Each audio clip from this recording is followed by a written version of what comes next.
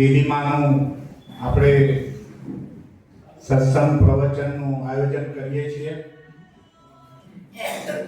આજે દીદીમા બહુ વ્યસ્ત હોવાના કારણે પણ આપણા સૌનો એક દિશા પ્રત્યે દીદીમાનો કાયમ અમી દ્રષ્ટિ અને પ્રેમ હોય છે, એને ધ્યાને લઈ આપણા આમંત્રણને માન આપી આજે વ્યસ્તતા વચ્ચે પણ દીદીમા પધાર્યા છે।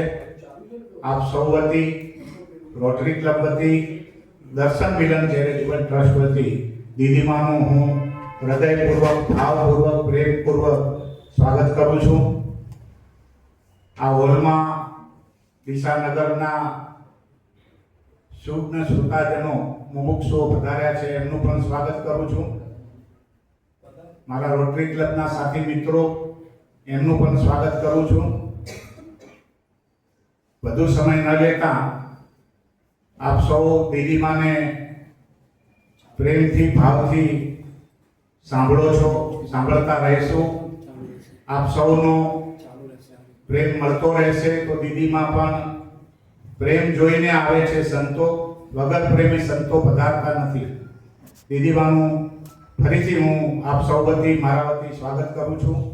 સાથે સાથે આપ સૌની જાણ ખાતર દીદીમા એમના આશ્રમમાં છેલ્લા કેટલાય વર્ષોથી રામચરિત માનસ ઉપર બુધવારે 5 થી 6 દરમિયાન જાહેર રામચરિત માનસ ઉપર દરેક વારે જુદા જુદા વિષયો ઉપર દીદીમા પ્રવચન આપતા હોય છે। રામચરિત માનસની પૂર્ણાહુતિ થઈ છે, એ નિમિત્તે સમગ્ર પાટણના મુમુક્ષુઓ અને પાટણ શહેરના ધાર્મિક લાગણી ધરાવતા વ્યક્તિઓ તરફથી દીદીમાની રામકથા, જાહેર રામકથા પ્રગતિ મેદાનમાં તારીખ 3 જાન્યુઆરીથી 11 જાન્યુઆરી સુધી 9 દિવસ માટે પ્રગતિ મેદાનમાં બપોરે 2:30 થી 5 સુધી, 5:30 સુધી રહેશે। આપ સૌને આશ્રમ વતી અને આયોજકો વતી હું આપ સૌને નિમંત્રણ આપું છું। જેની પણ ઈચ્છા હોય તે આપ એ સત્સંગમાં પધારી શકો છો। ફરીથી આપ સૌનું અને દીદીમાનું હૃદયપૂર્વક સ્વાગત કરી વિરમું છું। જય શ્રી રામ। શુભના શ્રોતાજનોને, ધાર્મિક ધર્મપ્રેમી મુમુક્ષુ સાધકોને પરમ શ્રદ્ધેય પૂજ્ય દીદીમાના આધ્યાત્મિક સત્સંગનો લાભ આજે મળી રહ્યો છે। પરમ પૂજ્ય દીદીમા આદ્ય ગુરુ શ્રી શંકરાચાર્યજીની પરંપરાના સંન્યાસી છે અને પરમ વેદાંતી છે। છેલ્લા 15 વર્ષથી પાટણની પાવન ભૂમિ પર વિરાજમાન છે। તેઓએ ગાંધીનગરના પરમ પૂજ્ય ગુરુમાં સમાનંદ સરસ્વતીજી પાસેથી ગીતા ઉપનિષદનો તલસ્પર્શી અભ્યાસ કરી સંન્યાસ દીક્ષા ગ્રહણ કરી છે। પરમ પૂજ્ય દીદીમા પાટણના આંગણે સંદર્શન કુટીર શ્રીનગર સોસાયટીમાં ગીતાજી, ઉપનિષદ અને રામચરિત માનસનો નિયમિત સત્સંગ કરાવી રહ્યા છે। તેમનું વ્યક્તિત્વ અત્યંત સરળ અને પ્રેમાળ છે। તેઓ પ્રભુપરાયણ અને વાત્સલ્યમૂર્તિ છે। સાક્ષાતમાં સરસ્વતીના વિશેષ કૃપાપાત્ર પૂજ્ય દીદીમાના સત્સંગ પ્રવચનો અનેક સાધકો માટે પ્રેરક અને પરિવર્તન બની રહ્યા છે। ભક્તિરસથી ભરપૂર તેમની વાણી શ્રોતાના અંતરમાં ભાવ પ્રવાહ પ્રગટ કરે તેવી સાત્વિક અને હૃદયસ્પર્શી છે। પરમ પૂજ્ય દીદીમા ભક્તિના શિખર સમાન રામાયણ અને ભાગવતના ગહન અભ્યાસુ છે। તેમના શ્રી મુખેથી રામકથાનું શ્રવણ કરવું, આવા સત્સંગોનું શ્રવણ કરવું એ જીવનનો દુર્લભ અને દિવ્ય અવસર છે અને આપણા સૌ માટે એ એક સોનેરી તક છે। હું આપણા સૌ વતી પૂજ્ય દીદીમાનું સ્વાગત કરવા માટે સૌ પ્રથમ આમંત્રણ આપીશ। ગુલાબથી સ્વાગત કરવા માટે રોટરી ક્લબ દિશાના પ્રમુખ રોટેરિયન છગનભાઈ, રોટેરિયન આશિષભાઈ સોની એમની સાથે જોડાશે રોટેરિયન છગનભાઈ સોની, જેઓ પણ માનદ રોટેરિયન છે। રોટેરિયન આશિષભાઈના પિતા છે અને એમની સાથે જોડાશે આશિષભાઈના મધર, છગનભાઈના ધર્મપત્ની આદરણીય શ્રીમતી મણિબેન સોની ત્રણેય જણા પૂજ્ય દીદીમાનું ફૂલહારથી સ્વાગત કરશે.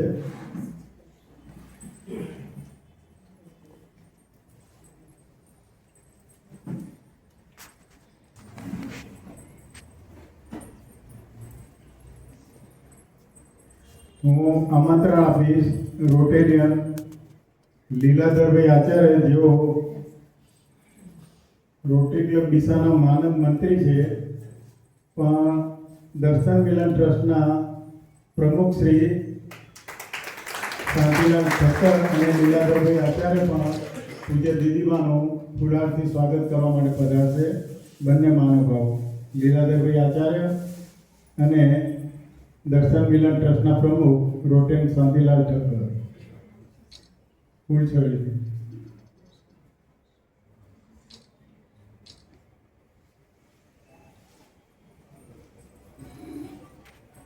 અને આપણને પૂજ્ય દીદીમાનો સમય વધારે મળે.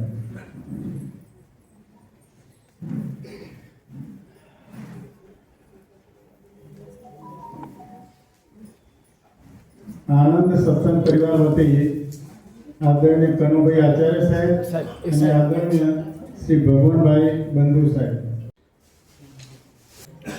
શાંતિલાલ ઠક્કર પરિવાર તરફથી એમના મોરબી વડીલ આદરણીય શ્રી પુરુષોત્તમ કાકા પુરુષોત્તમભાઈ ઠક્કર સાહેબ,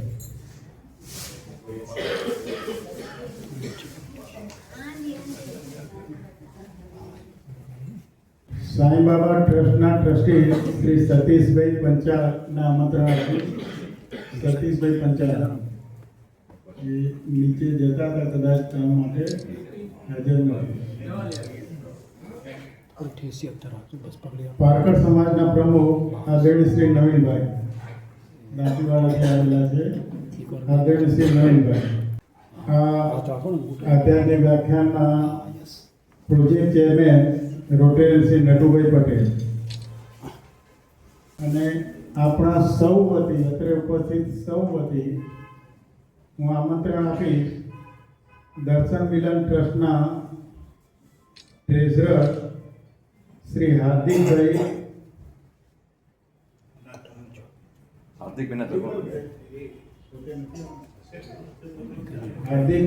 અને એમના ધર્મપત્ની શ્રીમતી ડિમ્પલબેન, તેઓ સાલથી પૂજ્ય દીદીમાનું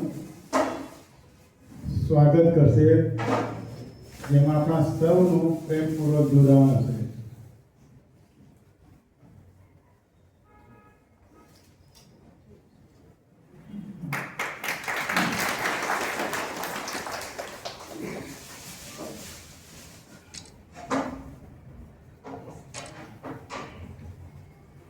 આપણે સૌ જાણીએ છીએ આ 19મું વર્ષ છે આ પ્રકારના આધ્યાત્મિક પ્રવચનનું, અને અકાળે યુવાન પુત્રના વિયોગનો ઘા શબ્દોમાં કદાપી વર્ણવી ન શકાય.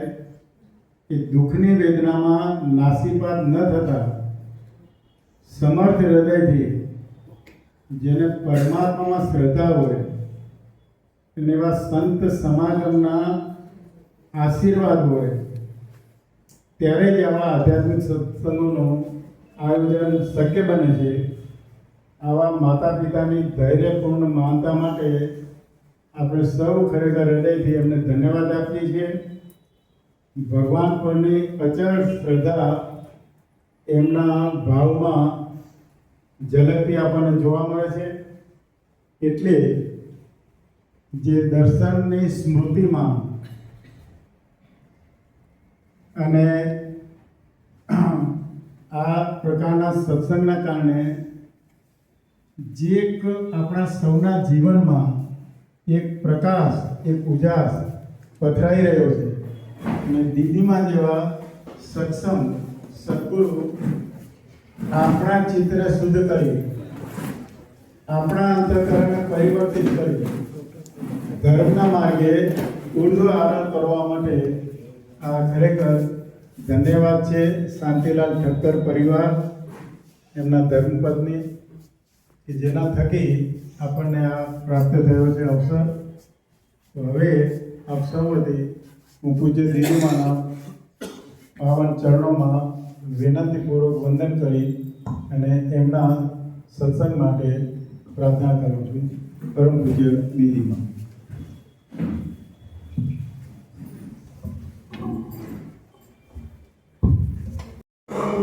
રાજમણી સદા વિજયતે રામં રમેશં ભજે રામેણાપિતા નિશા ચરચમ રામાય તસ્મૈ નમઃ. રામાનાસ્તિ પરાયણં પરતરં रामस्य दासोऽस्म्यहं रामे चित्तदयः सदा भवतु मे भो राम मामुद्धर.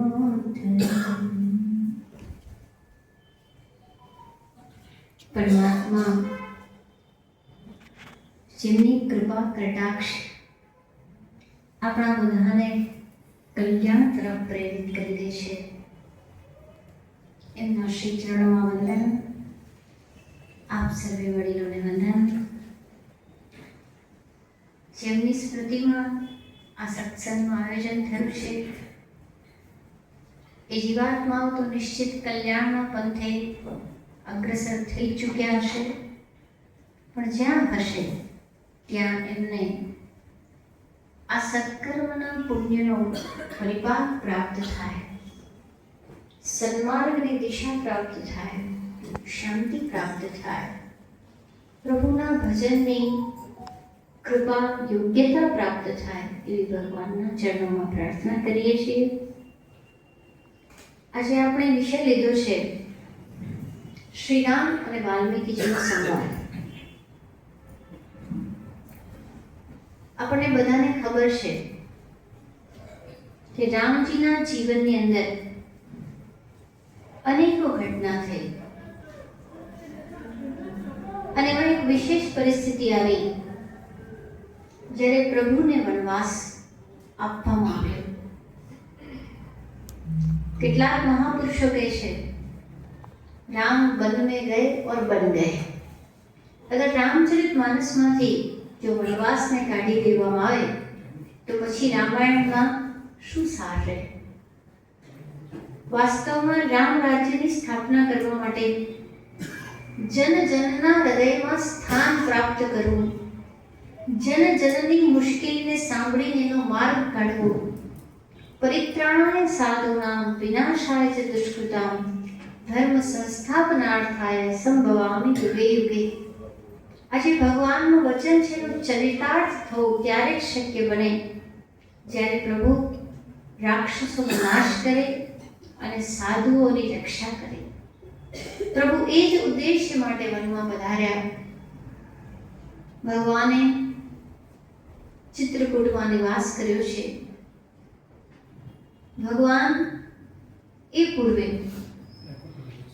ઋષિ વાલ્મીકીજીને મળે છે. મહર્ષિ વાલ્મીકી એ આદિ કવિ છે. ભગવાન શ્રી રામજીના પ્રાગટ્ય પૂર્વે જ એમણે રામાયણની રચના કરેલી છે. એમનું સામર્થ્ય અપાર છે. આપમાંથી કોઈ વિદ્વત પુરુષ વાલ્મીકી રામાયણનું જો પઠન પાઠન કરતા હશે તો ખબર હશે કે આદિ કવિની શું ઊંચાઈ છે, શું ગહેરાઈ છે. સમુદ્ર જેવી એમની ઊંડાઈ છે, આકાશ જેવી ઊંચાઈ છે. એ જ વાલ્મીકી ઋષિ એમના આશ્રમે ભગવાન શ્રી રામ પધાર્યા છે. જ્યારે ભગવાન પધાર્યા છે, ભગવાનને ઈચ્છા છે કે વાલ્મીકી ઋષિનું વંદન કરે અને એમને પૂછે કે મહારાજ, હું અહીંયા રહેવા માંગુ છું, મુનિ ઉદ્વેગ ન પાવની કોઈ. ભગવાન, મારે અહીંયા આવવાનું થયું છે. तात वचन पुनि मातु हित भाई भरत असराव मोह तरस तुम्हार प्रभु सब मम पुण्य प्रभाव.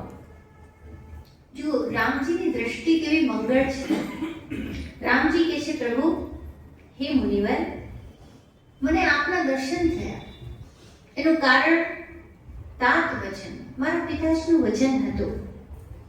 મારી માની પણ એવી જ ઈચ્છા હતી અને મારા ભાઈ ભરતને રાજ્ય મળી શકે એવી વ્યવસ્થા થઈ હતી. આ બધું તો થયું, પણ હે મુનિવર, મોહ કહા દરસ તુમ્હારે પ્રભુ. મને આ પરિસ્થિતિની અંદર પણ જ્યારે આપ જેવા મહાપુરુષોના દર્શન થયા તો આ મારા મહાન પુણ્યનું ફળ છે. મને ખૂબ આનંદ થયો કે મુનિવર, હું આપની પાસે આવી શક્યો, આપના ચરણોમાં વંદન કરી શક્યો. રામચરિતમાનસમાં કહે છે, મુદ મંગલમય સંત સમાજો જો જગજંતમ તીર્થ રાજુ. ગંગાજી જવા માટે તો રિઝર્વેશન કરાવવું પડે, વિસ્તરા ભરવા પડે અને ત્યારે આપણે ત્યાં જઈને સ્નાન કરીને પવિત્ર થઈએ. પરંતુ જ્યારે સંત આપણી સામે આવે તો જ્યાં સંતના દર્શન થાય, એમનું નામ આપણા કર્ણરંધ્રની અંદર પ્રવેશ કરે, ત્યાં જ મંગલ થઈ જાય. આ સંતોને ચાલતા ફરતા તીર્થરાજ કહે છે. એમના સત્સંગથી કયું ફળ ઉત્પન્ન ન થાય? સત્સંગતિ કથમ ન કરોતિ શ્રેયઃ. સત્સંગથી શું ન મળે? પાપનો નાશ થાય, પુણ્યનો ઉદય થાય, જીવને દિશા મળી જાય, એની દશા સુધરી જાય, ભગવત ભજનની પ્રેરણા હૃદયમાં જાગે, ભગવાનના દર્શનની ઉત્કંઠા જાગે. જો ભગવાનની કથા જ્યાં સુધી સાંભળીએ નહીં ત્યાં સુધી એમના દર્શનની ઈચ્છા થતી નથી, એમના માટે પ્રેમ જાગૃત થતો નથી. તો આ દર્શનની ઈચ્છા, આ પ્રેમને જાગૃત કરે છે સંતો. આ સંત દર્શનનો મહાન લાભ ભગવાન રામજી પોતે કહે છે, સબ મમ પુણ્ય પ્રભાવ. हे प्रभु, देखी पाए मुनि राय तुम्हारे, भय सुकृत सब सुफल हमारे. अब जब राहुल आयस होई, मुनि उद्वेग न पावहि कोई. ભગવાન, આપને એક પ્રાર્થના કરું છું કે આપ મને એવી આજ્ઞા આપો, એવો રસ્તો બતાવો કે કોઈ મુનિને ક્યાંય ઉદ્વેગ ન થાય એવી જગ્યાએ અમે ત્રણેય જણા રહી શકીએ. કારણ કે હું, લક્ષ્મણ અને સીતાજી અમે વનવાસમાં આવ્યા છીએ. તો પ્રભુ, કોઈને તકલીફ ના પડે, કોઈને અર્થાત મુનિઓને તકલીફ ના પડે. જો અહીંયા એક વસ્તુ સમજવાની, ભગવાન જાણે છે કે રાક્ષસોનો તો નાશ મારે કરવો જ છે, તો રાક્ષસોને તો કષ્ટ રહેશે, પણ મુનિઓ જે ભગવાનનું ભજન કરે છે એમને ક્યાંય કોઈ તકલીફ ન પડે એવું મને સ્થાન બતાવો. અને ત્યારે વાલ્મીકી ઋષિ કહે છે, ભગવાન, આપ મને એવું પૂછો છો કે તમારે ક્યાં રહેવું? પહેલા એ તો કહો કે આપ ક્યાં નથી, તો પછી હું સ્થાન બતાવું. આપ તો સર્વત્ર છો, તો કેવી રીતે આપને કહું? અને હું જાણી ગયો છું, श्रुति से तु बालक राम तुम जगदीश माया जानकी, जो सृजति जग पालति हरति, रुख पाई कृपा निधान की. जो सहस शीस अहिस महिधरु, लखन सचराचर धरी, सुरकाज धरी न राज तनु, चले दलन खल निशिचर अनि. प्रभु, હું જાણું છું કે તમે વેદના રક્ષક છો, વેદ મર્યાદાના રક્ષક છો. રામો વિગ્રહવાન ધર્મ. આખા જગતની જે પાલનની શક્તિ આપમાં છે. એટલું જ નહીં પ્રભુ, આપની જે માયા છે એ જ જાનકીજી છે. આપણા મનથી પણ આપણે જ્યારે સીતારામનું દર્શન કરીએ, આદ્ય શક્તિ પરાંબા એવું કહેવાય છે. જ્યારે વાલ્મીકી રામાયણની જ્યારે રચના થઈ ને, તો ખરેખર એમાં રામજીના ચરિત્રની વાત નથી, સીતાયાશ્ચરિતમ મહતઃ. ખરેખર વાલ્મીકી રામાયણની રચના સીતાજીના ચરિત્રની મહાનતાને કહેવા માટે થઈ હતી. અને જ્યારે સીતાજીના ચરિત્રની વાત થઈ તો પછી રામજી આપોઆપ આવી ગયા. ભાઈ, પત્નીના વખાણ કરવા છે તો પતિ તો આવશે જ. તો રામજીની મહિમાનું ગાન એ રીતે કરવામાં આવ્યું. તો પ્રભુ, મને ખબર છે કે જાનકીજી આપની આદિ શક્તિ માયા પરાંબા છે, જે જગતનું સર્જન, પાલન, સંહાર કરે છે. પણ કઈ રીતે? રૂખ પાઈ કૃપા નિધાનથી. પ્રભુ, આપની નજર, આપની ઈચ્છા, આપની ઝાંકી, જરાક આપની નજરમાં આમ કરવાનું છે, સીતાજી કરી લેશે. સીતાજી ભગવાનની ઈચ્છાને અંતરથી સમજનારા છે. એટલે જ રામાયણમાં ક્યાંય એવું આવતું નથી કે સીતાજીએ ફરિયાદના લિસ્ટ આપ્યા કે મારો શું વાંક કે તમે મને છોડી દીધી, મારો શું વાંક કે તમે મારી અગ્નિ પરીક્ષા લીધી. ક્યાંય એવું આવતું નથી. કારણ કે રૂખ પાઈ કૃપા નિદાન કી. ભગવાનના રૂખને જાણે છે કે ભગવાન જે કરે છે મંગલ ભવન અમંગલહારી દ્રવો સુદર્શન અજિર બિહારી. જગતનું મંગલ કરવા માટે જ ભગવાન જે કાર્ય કરે એ કરે છે. તો એ આપની શક્તિ છે. સાથે આપની કોણ છે? જો સહસ શીશ અહી સમય ધરુ લખન સચરાચરણી. જે સહસ્ત્ર શીર્ષ, જેની 1000 ફણાઓ છે અને એની અંદર એક ફણા પર આખી પૃથ્વી બેઠેલી છે, પણ કેવી રીતે? રાઈના દાણાની છે. આ મહાન પરાક્રમી જે લક્ષ્મણજી છે એ આખા જગતના સ્વામી સચરાચર ધરી. હે પ્રભુ, સુરકાજ ધરી નરરાજ તનુ ચલે. આપ દેવતાઓના કાર્ય માટે અહીં પધાર્યા છો, નિશાચરોના નાશ માટે પધાર્યા છો, એ હું જાણું છું. હે પ્રભુ, જે મને આપે પ્રશ્ન કર્યો કે મારે ક્યાં રહેવું, આજનો જે સત્સંગ છે જ પ્રભુના રહેવાના સ્થાન. શ્રી રામજી અને વાલ્મીકી આ પ્રશ્નના જે ઉત્તર આપી રહ્યા છે રામજીના, એ ભક્તો માટે મહાન માર્ગદર્શન છે. આપણા ભજનનો માપદંડ પણ આ જ વાક્યો છે, આ જ ચોપાઈઓ છે. અને ત્યારે નિરાજ કહે છે, પ્રભુ સાંભળો, સુન રામ અબ કહો નિકેતા, જહાં બસો સિય લખન સમેતા. जिनके श्रवण समुद्र समाना, कथा तुम्हारी सुभग सरीनाना. ભગવાન તમે ક્યાં બેસો? અને અહીંયા એ પણ જો કે આપણા હૃદયમાં પરમાત્મા તો બેઠેલા જ છે, દરેકના હૃદયમાં બેઠેલા છે, પણ એનો અનુભવ ક્યારે થાય? પ્રભુ તારી ઝાંખી ક્યારે થાય? પ્રભુ મારા વરસ ઘટતા જાય. એવું કહેવાય છે કે બલિહારી વા ઘટકી જાગટ પ્રગટ હોય. રામજી પ્રગટ થઈ જાય, હૃદયની અંદર એનો અનુભવ થઈ જાય, હા મારો આત્મા એ જ રામ છે, આજે સચ્ચિદાનંદ પરમાત્મા મારાથી અલગ નથી. શંકરજી જે કહે છે, જય સચ્ચિદાનંદ જગ પાવન, અસ કહી ચલે મનોજ ન સાવન. શિવજી જે ઓળખે છે સચ્ચિદાનંદને, એ મારા રામ એનાથી બિલકુલ અલગ નથી, અને એ રામથી મારો આત્મા પણ અલગ નથી. આની અનુભૂતિ ક્યારે થાય? જ્યારે હૃદય શુદ્ધ થાય, આપણા હૃદયની અંદર એક ક્ષમતા પ્રાપ્ત થાય.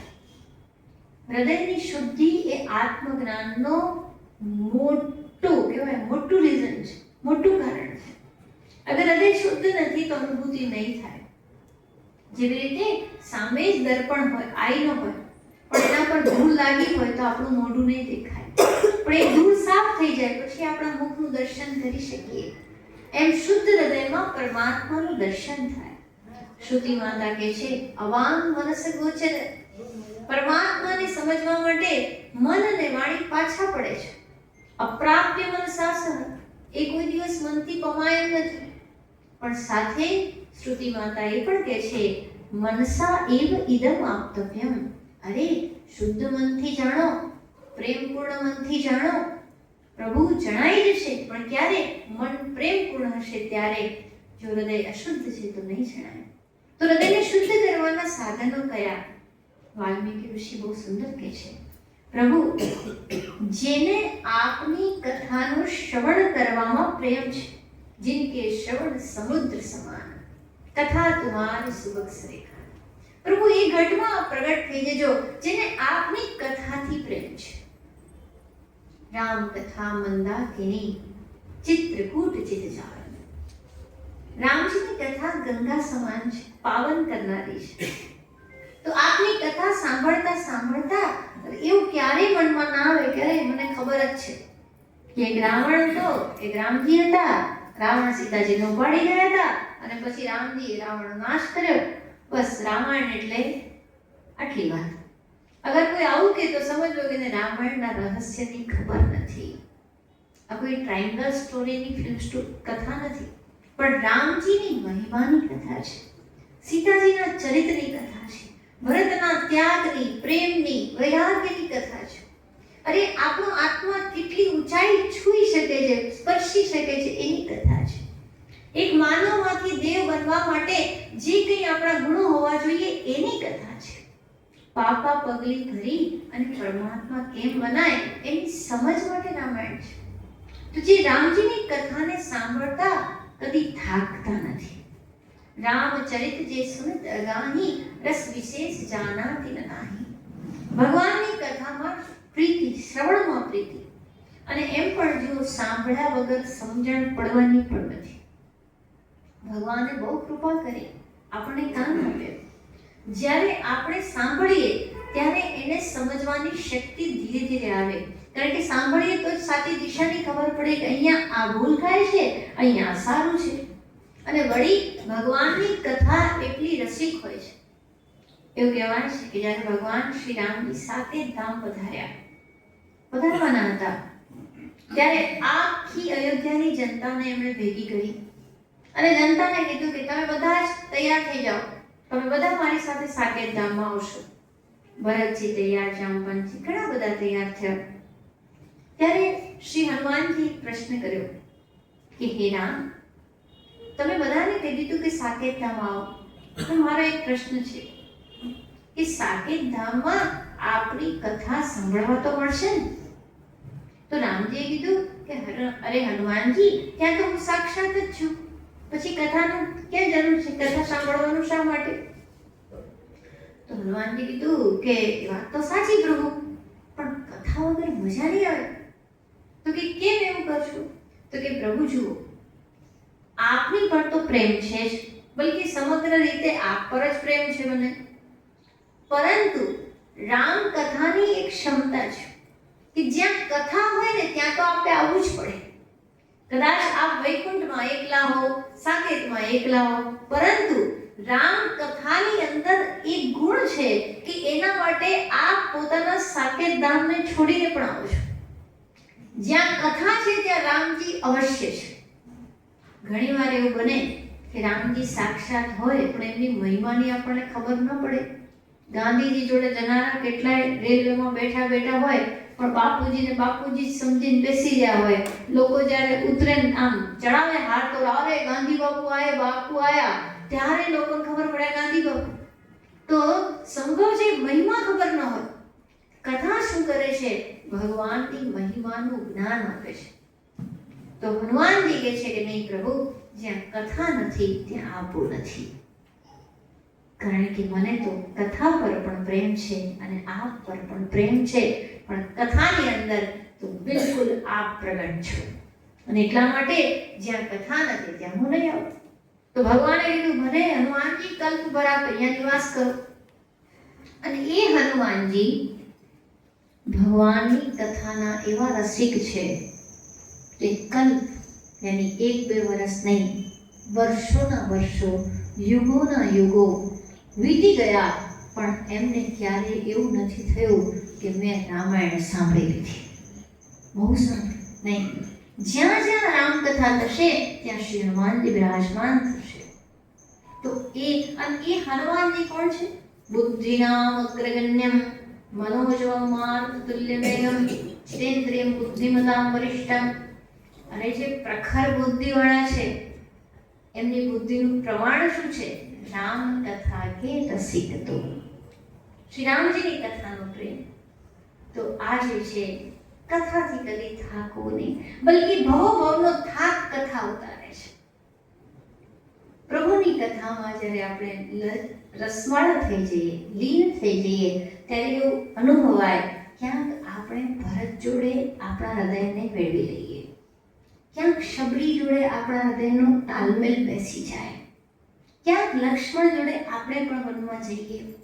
જો આપણે ઘરમાં જેની પર પ્રેમ હોય, પત્ની, બાળકો, એની સાથે આપણને રહેવું ગમે, એની સાથે વાતચીત કરવી ગમે, કારણ કે એની સાથે પ્રેમ છે. તો જ્યાં સ્વયં પ્રેમ સ્વરૂપ હોય, જ્યાં રૂપ માધુરી હોય, અધરમ મધુરમ વદનમ મધુરમ ચરિતમ મધુરમ હસિતમ મધુરમ મધુરાધિપતિરખિલમ મધુરમ. તો એવા પરમાત્મા જ્યારે અખંડ આપણી સાથે હોય તો એનાથી વધારે સૌભાગ્ય શું? તો કથાથી થકાય નહીં. કથા તો થાક ઉતારે. તો કે જિનકે શ્રવણ સમુદ્ર સમાના, જેના કાન સમુદ્ર જેવા છે, જેમાં કથાની નદી નિરંતર આવીને ભળતી રહે. સમુદ્ર કદી એમ નથી કહેતો કે બહુ નદીઓ આવી, હવે રહેવા દો, આ વર્ષે નહીં, આવતે વર્ષે આવજો, એવું કહેતો નથી. પ્રભુ એના હૃદયમાં આપ નિવાસ કરો. ભરહી નિરંતર હોય ન પૂરે, તિનકે હિય તું કહ ગુરુ રે. લોચન ચાતક જીન કરી રાખે, રહી તરસ જલધર પિલાશે. ભગવાન તમે બીજા નંબરે કોના હૃદયમાં રહો? તો કે જેના નયનો તમારા દર્શન માટે તરસે છે. હંમેશા એક જ ઈચ્છા રહે, ભરી લોચન બિલોકી અવધીશા, તબ સુની હું નિર્ગુણ ઉપદેશા. હે પ્રભુ, આપે મને આંખ આપી, કેટલી સુંદર વાત છે. આ નાનકડી આંખથી હિમાલય દેખી શકીએ છીએ. હે પ્રભુ, આપે આ સુંદર વિશ્વ બનાવ્યું. મંદિર તારું વિશ્વ રૂપાળું, સુંદર સર્જન હારા. પલ પલ તારા દર્શન થાય, દેખે દેખનારા. હે પ્રભુ, એવા આપ વાસ્તવમાં આપ નિર્ગુણ પણ છો, આપ સગુણ પણ છો. વરાળને જોઈ નથી શકાતી, પણ એ જ વરાળથી જ્યારે વરસાદ પડે, પાણી બને અને પાણીને ફ્રીજમાં મૂકીએ તો બરફ હાથમાં લઈ શકીએ. એમ નિર્ગુણ નિરાકારને આપણે અનુભવી નથી શકતા, પરંતુ એ નિર્ગુણ નિરાકાર જ્યારે પ્રેમની ભક્તિ, પ્રેમના ફ્રીજમાં જાય ત્યારે આપણે એનો અનુભવ કરી શકીએ. તો કે છે એવા પરમાત્માને જોવા માટે તેની આંખો તરસે છે. દર્શન દો ઘનશ્યામ નાથ, મોરી અખિયાં પ્યાસી. અચ્છા, આપ લોકોને એમ થાય કે દીદીમાં ભગવાનના દર્શન શા માટે કરવા જોઈએ? તો બીજો એક જે મારો જવાબ છે કે દર્શન કર્યા વગર ક્યાંય શાંતિ મળવાની જ નથી. જ્યાં સુધી પ્રભુના દર્શન નહીં થાય ત્યાં સુધી મનની પ્યાસ બુઝાશે નહીં. મનમાં કંઈક ને કંઈક ખોટ રહેશે. આટલું બાકી, આટલું બાકી, બધું જ છે, ધન છે, વૈભવ છે, દીકરા છે, પણ હજી એ તૃપ્તિ નથી જે પ્રભુના દર્શનથી તૃપ્તિ થાય. તો દર્શન માટે જેની તરસે છે આંખડી, પ્રભુ એના હૃદયમાં આપ નિવાસ કરો. નરસિંહ મહેતા કહે છે, હે શામળિયા, એવો દિવસ ક્યારે આવશે કે હું હે મુરલીધર તારા દર્શન કરીશ. મીરાબાઈ તરસીને કહે છે કે હે લાલા, હે કાના, તારા વગર જીવન સૂનું થયું છે. ક્યાંય પણ મને ચેન નથી, સુધી નથી. નગરી નગરી દ્વારે દ્વારે ઢૂંઢું રે સાંવરિયા. હે પ્રભુ, મારી નજર તારા માટે તરસે છે. બસ આપણા હૃદયમાં પણ એક એવી તરસ, તડપ ઉત્પન્ન થાય. કોઈ કે એવી તડપ કેવી રીતે થાય? અચ્છા, કલ્પના કરો કે આપણા ઘરમાં 10 વર્ષ પછી નાનું બાળક આવ્યું હોય. એ નાનું બાળક 1.5 વર્ષનું હોય કે 2 વર્ષનું, એને કેજી ભણવા મૂકો અને પછી એ ભણવા ગયું હોય કેજીની અંદર, બાલમંદિરની અંદર, અને પછી એને આવતા અડધો કલાક વધારે થાય ત્યારે આંખો શું કહે? ક્યારે આવશે, ક્યારે આવશે? રિક્ષાનો અવાજ સાંભળવા કેવા બેતાબ થઈ જઈએ ને. હમણાં પેલો ભાઈ આવે ને, કેમ આજે મોડું થયું, શું થયું હશે, દીકરો કેમ ના આવ્યો? એ 2 વર્ષનું બાળક જે છે એને જોવા માટે આપણી આંખો કેવી તરસતી હોય. અને એ વખતે ગમે એવો ફોન આવે, ગમે એવા લોકો, અત્યારે નહીં, પહેલા જોઈ લો, ક્યાં ગયો, ક્યારે મળશે? એ 2 વર્ષનો દીકરો જો અડધો કલાક મોડો આવે તો આપણું હૃદય કેવું વ્યાકુળ થઈ જાય છે. તો મારો એક સવાલ છે કે 2 વર્ષના દીકરાને આપનાર જે પરમાત્મા છે, શું એના માટે વ્યાકુળ ન થઈ શકીએ? એ આપનારા પર ધ્યાન નહીં જાય, એ પીરસનારા પર. ઉડિયા બાબા કહેતા હતા, કોઈ કે બાબા हमको ચમત્કાર દિખાઓ, અમારે ચમત્કાર જોવો છે. તો બાબા કે બેટા, પાણીના પરપોટામાંથી 5 ફૂટ ઊભો છે, આનાથી વધારે ચમત્કાર શું જોવો છે? આનાથી વધારે શું ચમત્કાર બતાવશો? તો પરમાત્માએ આપણને કેટલું બધું આપ્યું છે. એ પરમાત્માની ઝાંખી અગર મનુષ્ય દેહમાં નહીં કરીએ તો ક્યારે કરશું? આ આંખોથી નહીં કરીએ તો ક્યારે કરીશું? ભગવાન જ્યારે એકવાર આંખો મીચાશે ને પછી તો ખબર નથી ખુલશે કે નહીં, પણ પ્રભુ મીચાય એ પહેલા તારા દર્શન થઈ જાય. આ દર્શનની પ્યાસ જગાડો અને એના માટે એમ જ વિચારો કે પ્રભુ કેટલા સુંદર છે. જેણે જોયા એની વાત સાંભળી લો, જેણે દર્શન કર્યા ને કૃષ્ણના, રામના, શિવજીના, જરાક પૂછી જુઓ. એકવાર એમને જોયા પછી બીજું જોવાની ઈચ્છા નહીં થાય. અત્યંત નેત્ર નિર્વાણ લબ્ધા. ત્યારે દુષ્યંત શકુંતલાને જોવે છે ત્યારે કે છે હવે આ નેત્રને બીજું જોવાનું રહ્યું નથી. તો આવી રીતે જેની આંખ તરસે છે પ્રભુ એના હૃદયમાં આપ નિવાસ કરો. જસ તુમ્હાર માનસ વિમલ હંસિની જીભા જાસુ મુક્તા હલ ગુનગન ચુની નામ બસુ નિયતાસુ. હે પ્રભુ, જેની જીભ સદા શું કરે છે તો કે આપના ગુણગાન ગાતી રહે છે. જેવી રીતે હંસ છે ને એ મોતી જુએ એમ એની જીભ શું કરે? સદા ભગવાનના ગુણોનું ગાન કરે.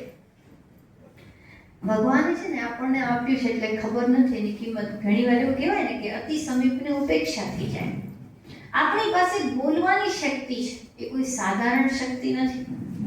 અન્ય જીવો છે, હાથી છે, ગાય છે, કૂતરું છે, આમાંથી કોણ કહી શકે છે કે આજે મને ભૂખ લાગી છે, 2 દિવસથી રોટલી મળી નથી? કોઈ કહી શકે છે? આપણે કહી શકીએ છીએ. આપણી શક્તિ છે. મનુષ્ય પાસે એક વિશેષ અભિવ્યક્તિની શક્તિ છે. આપણા ભાવ આપણે કહી શકીએ છીએ. આમ તો એવું કહેવાય કે જીવનની ઘણી બધી સમસ્યાઓ એટલા માટે થાય છે કે મનુષ્ય એના ભાવોની અભિવ્યક્તિ કરતો નથી. અગર ઘરમાં 20 વર્ષથી આપણને 10:30 વાગે ટેબલ પર થાળી મળી છે અને આપણે એક વાર નથી કહેતા કે ધન્યવાદ, તે કૃપા કરી, તું આવી રીતે મને સાચવતી રહી, તું ટાઈમે જમાડતી રહી, એને કારણે હું સ્વસ્થ છું. આ અભિવ્યક્તિ ન કરી એના કારણે કેટલીય બહેનો ડિપ્રેશનમાં છે. આપણે અભિવ્યક્તિ ન કરી શક્યા કે 20 વર્ષથી કોઈ વ્યક્તિ સવારે 10 થી સાંજે 6 વાગ્યા સુધી ઓફિસમાં બેસે છે, આપણે 2 થી 4 શાંતિથી સૂઈ જઈએ છીએ અને ઓફિસની અંદર બેસીને અનેક સંઘર્ષોથી એ પૈસા કમાઈ રહ્યા છે, અનેક અપમાન અને માનને સહી રહ્યા છે.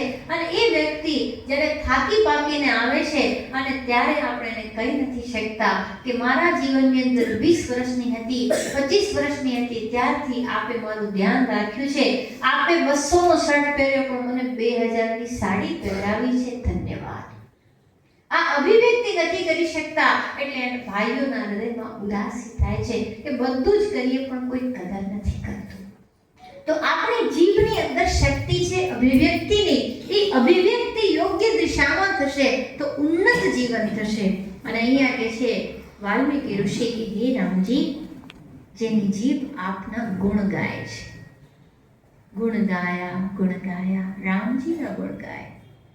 જીવનની અંદર આપણા બધાની અભિલાષા એવી છે કે કોઈ આપણા ગુણ ગાય, તમે બહુ સરસ છો, તમે આમ છો, પણ ખરેખર ગુણ કોના ગાઓ? રામજીના ગુણ ગાઓ. જગતની અંદર એમના ગુણ ગાવાથી બીજી વાર આવવું નહીં પડે. સૌથી મોટો ફાયદો, ભવબંધનથી મુક્તિ થઈ જશે. જીવન અને જીભ બંને પવિત્ર થઈ જશે. એવું કહેવાય છે ભગવાનનું નામ અપવિત્ર પવિત્રો વા સર્વાવસ્થાંગતો પીવા યસ્મરે પુંડરીકાક્ષમ સવાયાભ્યાંતરો શુચિ. ભગવાનનું સ્મરણ, ભગવાનનું નામ જ્યારે મુખથી લઈએ, હે નારાયણ, હે અચ્યુત, તો આપણે પવિત્ર થઈ જઈએ. સ્નાન કરવાથી શુદ્ધ થવાય, પણ પવિત્ર તો પ્રભુના નામથી જ થવાય. વૈદિક કર્મકાંડ કરતા સંકલ્પ કરીએ તો વિષ્ણુ વિષ્ણુ વિષ્ણુ રાગ રહ્યા એમનું નામ લેવું પડે. અને સંપૂર્ણ કાર્ય થયું પછી શ્રી કૃષ્ણ શ્રી કૃષ્ણ શ્રી કૃષ્ણ, જેના નામથી જે કંઈ અધૂરાપણું છે એનાથી આપણે મુક્તિ મળી જાય, છુટકારો મળી જાય, પૂર્ણ થઈ જાય. તો ભગવાનના ગુણ ગાવાની મનને, જીભને આદત આપો. કમસે કમ દિવસમાં સવાર, બપોર, સાંજ 5-10 મિનિટ આપણા પરમાત્મા સાથે આપણે એક થઈને વાત કરીએ કે પ્રભુ તારી કેટલી કૃપા. શ્વાસ આપ્યો, આશ આપી, ધરતી આપી ઊભા રહેવા, પવન આપ્યો શ્વાસ લેવા, ગગન આપ્યું જીવનને જીવવા માટે, અગ્નિ આપી જેથી રોટલી પાકી શકે, જઠરાગ્નિ આપી જેમાં ભોજન પચી શકે. ગંગાજી, યમુનાજી, સરસ્વતીજીને વહેતા કર્યા. પ્રભુ તે આ બધું જ કર્યું અને ક્યાંય તે તારું નામ ન રાખ્યું. તારી કેવી કૃપા! તો પ્રભુના ગુણગાન ગાવાની છે હૃદયની અંદર ભાવના. એક આંખ બંધ કરીને એકાગ્ર થાઓ અને એના ગુણ ગાશો ને તો જીવનની અંદર આપણા બધા દુર્ગુણ આપોઆપ જતા રહેશે. કેટલાક લોકોને ફરિયાદ હોય છે કે શું કરીએ, મારી આ ખરાબ આદત મટતી જ નથી. જો આપણી ખરાબ આદતોને છોડવી હોય ને તો ભગવાનની સારી વાતોને યાદ કરો. આપોઆપ દુર્ગુણ આમ કહેવાય ને ઓછા થઈ જશે, છૂટી જશે. જેમ સૂરજ નીકળે તો અંધારું દૂર થાય, એમ ભગવાનના ગુણ ગાવાથી આપણા દુર્ગુણ દૂર થાય. રામજીની નમ્રતા યાદ કરો તો ખબર પડશે કે રામજી કેટલા કૃપાળુ છે, કેટલા નમ્ર છે. જ્યારે મુનિઓ પાસે જાય ત્યારે સાષ્ટાંગ દંડવત કરે છે. પોતાના કર્મચારીઓને પણ કાકા કરીને વાત કરે છે. રામજીના ગુણ ગાશો તો ઉદ્દંડ નહીં બનાય. રામજીના ગુણ ગાશો તો માતા પિતાની સેવા કરવાની ઈચ્છા થશે. રામજીના ગુણ ગાશો તો આપણા અંતરની અંદર જે રાક્ષસ છે અભિમાન, એનો નાશ કરવાની ઈચ્છા થશે. ગુણ એમ ના ગાઓ. જે ગુણાતીત છે, જે નિર્ગુણ છે, જે સંપૂર્ણ છે એવા રામજીના ગુણ ગાવામાં જેનું મન લાગે છે. એસો કો ઉદાર જગ માહી. રામજી જેવું શાલીન કોઈ નથી. એવું કહેવાય છે જ્યારે યુદ્ધની અંદર મેઘનાદનું મૃત્યુ થયું તો એ દિવસે રામજીએ પણ રાવણ પાસે ઉભા રહીને શોક વ્યક્ત કર્યો કે ભાઈ, ખરેખર એક રાજકુમાર રૂપે જે મેઘનાદ હતો એના માટે તમે રાજા છો, પિતા છો, હું શોક વ્યક્ત કરું છું. એ દિવસે યુદ્ધ બંધ કર્યું. રામજી ક્યારેય અંગતમાં દ્વેષ કરતા નથી. જે ઊંચાઈ છે એને આપણે સ્પર્શી પણ નથી શકતા. તો જ્યારે ભગવાનના ગુણગાન ગાવા માટે આપણું હૃદય, આપણી જીભ સતત તૈયાર થાય તો ભગવાન વાલ્મીકી ઋષિ કહે છે એના હૃદયમાં આપ નિવાસ કરો. 5 મિનિટ તો 5 મિનિટ એમની સારી વાતોને યાદ કરો. અને એના માટે છે ને ભગવાને પહેલો ઉપાય આપ્યો. કથા સાંભળશો તો એમના ગુણોની ચર્ચા કરવાની ઈચ્છા થશે, ચિંતનમાં આવશે કે રામજીએ શબરીબાઈને ક્યાંથી ક્યાં મૂકી દીધા. જે શબરીબાઈને ભામિની કહે છે. હવે શબરીબાઈમાં સૌંદર્ય નહોતું કારણ કે વૃદ્ધ હતા, પણ રામજી કહે છે કે અરે નવદા ભક્તિ તમારી પાસે છે શબરીબાઈ, તમે તો મને સદાય વાલા છો. આવા રામજી. નિષાદ રાજને હૃદય લગાડે એ રામજી. ગુરુને પોતાનો ભાઈબંધ કે એ રામજી. રામજી કોણ? જેમણે રાવણને કીધું કે જો એ શરણમાં આવે તો હું અયોધ્યા આપી દઈશ, એ રામજી. વિભીષણ શરણે આવ્યા, લંકેશ બનાવી દીધો, એ રામજી. એ રામજી જેમણે ભક્તોને તારી દીધા. એ રામજી જેમણે ભગવાન શંકરને માટે રામેશ્વરમની સ્થાપના કરી અને કીધું કે શિવદ્રોહી હોય એ મારું ભજન કદી નહીં કરી શકે. તો રામજી જે સંત પ્રેમી છે, રામજી ભક્ત વત્સલ છે. તો એવા રામજીના ગુણ ગાવામાં જેની જીભને પ્રીતિ છે એના હૃદયમાં આપ નિવાસ કરો. પ્રભુ પ્રસાદ સુચિ સુભગ સુવાસા સાગર જાસુ લઈ નિત નાસા તુમી નિવેદિત ભોજન કહી પ્રભુ પ્રસાદ પટ ભૂષણ ધરી. હે પ્રભુ, જમતા પહેલા જે આપને જમાડે છે, ઉઠીને સીધા જે આપનું સ્મરણ કરે છે. પ્રભુને જમતા પહેલા જમાડો એનો અર્થ શું? ભાઈ આમે આપને કહું ને કે ભોજન આપણી થાળીમાં આવ્યું ને એના માટે આખા વિશ્વનો આભાર માનવો જોઈએ. આખું વિશ્વ એમાં જવાબદાર છે. અગર રોટલી ના મળે તો શું સ્થિતિ થાય? 2 દિવસમાં આપણને ખબર પડી જાય. 2 દિવસ ને 1 દિવસ. એને આદત હોય નાસ્તાની, એને બપોર ઊંધી તો હાલત ખરાબ થાય. તો ત્યાં ભગવાન આપણને ભોજન આપે. ચલો રોટલીમાં કેટલાનો હાથ? એક રોટલી મારી થાળીમાં આવી તો પહેલા તો ઘઉં જેણે પકાવ્યા, બરોબર? ઘઉં પકાવ્યા એમને તો ઘઉં રોપવાથી રોટલી થાય નહીં, વરસાદને લાવવો પડે. વરસાદ આવે ત્યારે પાકે. વરસાદ આવે અને ત્યાર પછી ખેડૂત એની નિંદણ કરે, ખેડૂત એને લઈ આવે, બજાર સુધી વેપારી લાવે, રોડ બને તો ટ્રક બને, જેણે ટ્રક બનાવી, જેણે રોડ બનાવ્યા, અરે જેણે ગેસ બનાવ્યો, જેણે માચીસ બનાવી, કેટલાનો હાથ કહો. એ પછી જ્યારે રોટલી ખાવા બેઠા ને ભૂકંપ ના આવ્યો, વાવાઝોડું ના આવ્યું, આગ ના લાગી, ધરતીમાં આકાશ ફાટ્યું નહીં, આ બધું થાય ત્યારે એક રોટલી મોઢામાં જાય. હવે એ રોટલી ના મળે તો શું થાય? હવે એ જ્યારે રોટલી મળી તો આખા બ્રહ્માંડે મારી પર કૃપા કરી છે. એ આખા બ્રહ્માંડનો જે આભાર છે એ મારા ઠાકુરજી જે મારા ઘરની અંદર બિરાજમાન છે, પ્રતીક રૂપે, ઈશ્વરની અનુભૂતિ રૂપે, એમને હું કહું કે પ્રભુ હું જમું છું એમાં તારો બહુ મોટો હાથ, તારો જ હાથ છે, તો તને અર્પણ કરું છું. પ્રભુ મને ભૂખ લાગી તો તને પણ લાગતી હશે ને, કારણ કે મારા વાલા જે અહીંયા પિંડમાં છે એ જ બ્રહ્માંડમાં છે. પ્રભુ પ્રેમ કરવા માટે સમાનતા જોઈએ. નાથ મને ઊંઘ આવે તો હું વિચારું કે વાલા તને આવતી હશે, જ્યારે મને ભૂખ લાગે તો તને પણ લાગતી હશે. તો પ્રભુ તે મને આપ્યું છે, હું તને જમાડીને જમું, આ ભાવ જ્યારે હશે ને તો ભગવાન હૃદયમાં રમતા થશે. સેંકડો ઉદાહરણ છે ભાઈ. નામદેવજીએ ભગવાનને સાક્ષાત જમાડ્યું. જઈને જોઈ જજો, મહારાષ્ટ્રમાં પંડરીનાથ વિઠ્ઠલ ભગવાનનું મંદિર. નામદેવની કેવી ભક્તિ હતી. ભગવાનને ભોજન કરાયા વગર એ જમતા નથી. ભગવાન સાક્ષાત પંડરીનાથ ભોજન કરે છે અને નામદેવ વિઠ્ઠલ વિઠ્ઠલ કરતા ક્યાં પહોંચી ગયા. જ્યારે 11ની વારી કરી હોય, આપ કદી જોજો, ખ્યાલ આવશે, લાખો લોકો ભગવાનના દર્શને જાય છે. એ વિઠ્ઠલનાથના મુખ્ય ભક્તોમાં સંત નામદેવજીનું નામ છે, શકુબાઈનું નામ છે, આ જનાબાઈનું નામ છે. ભાઈ ભગવાનને ભોજન કરાવનારા અમર થઈ ગયા અને પોતે રસોડામાં ફ્રીજમાંથી 2 રોટલી બનાવીને ખાઈએ, પહોંચાડવા વાળા કોઈને નામની ખબર નથી. ધનના ઝાડ જુઓ, ભગવાનને ભોજન કરાવે છે ને પોતાની જેબમાં લઈને જાય છે ને, એની ગાયો, એના બકરા ચરાવે છે ભગવાન પોતે. ચોખા મેલા સદન કસાઈ ગોરા કુંભાર, આ તમામ ભક્તો કોઈ જાતિથી મહાન નહોતા, પણ ભક્તિ એમને મહાન બનાવ્યા હતા. ભગવાનને ભોગ લગાવીને જમો અને એટલું જીવનમાં નક્કી કરો કે ભગવાન ના જમે આપણે ન જમાય. ભગવાનને ભોગ લગાવો પછી ભોજન કરો.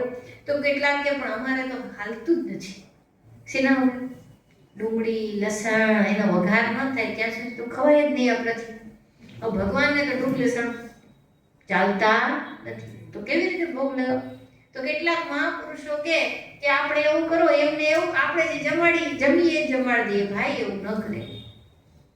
જેને પ્રભુ જમે એને જમશો તો એ પ્રસાદ પ્રભુના સાક્ષાત દર્શન કરાવનાર થશે, મનને પ્રસન્નતા આપનાર થશે, મનને પવિત્ર બનાવનાર થશે.